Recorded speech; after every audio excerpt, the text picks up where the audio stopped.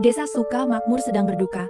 Pak Hasan, seorang petani yang dihormati, meninggal dunia karena sakit parah. Sesuai dengan adat, jenazah Pak Hasan dimandikan, dikafani, dan disyalatkan di masjid sebelum dimakamkan di pemakaman desa. Malam pertama setelah pemakaman, penjaga makam, Pak Joko, melakukan ronda seperti biasa. Suasana malam itu sangat sunyi. Hanya suara jangkrik dan sesekali lolongan anjing yang terdengar.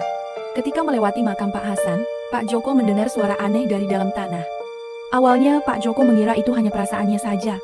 Namun, suara itu terdengar lagi, kali ini lebih jelas. Suara itu seperti orang yang sedang merintih kesakitan. Pak Joko memberanikan diri mendekat ke makam Pak Hasan. Ia menempelkan telinganya ke tanah dan mendengar suara yang lebih jelas. Tolong aku.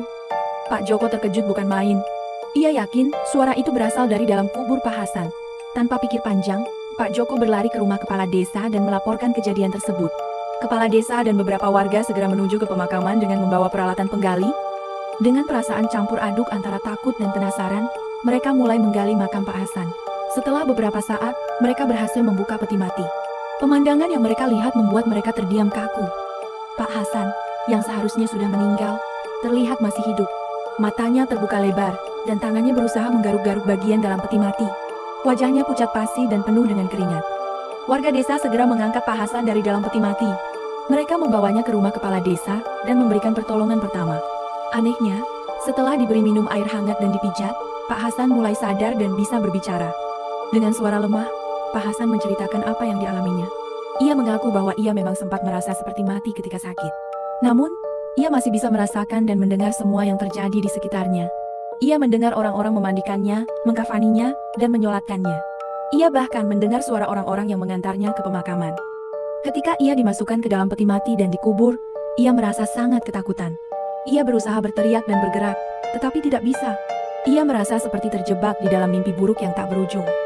Setelah mendengar cerita Pak Hasan, warga desa merasa sangat heran dan ketakutan. Mereka tidak tahu bagaimana mungkin orang yang sudah meninggal bisa hidup kembali. Beberapa orang menganggap Pak Hasan telah melakukan kesalahan besar di masa lalu, sehingga ia dihukum seperti itu. Yang lain menganggap Pak Hasan telah mendapatkan mukjizat dari Tuhan. Sejak saat itu, kehidupan Pak Hasan berubah drastis.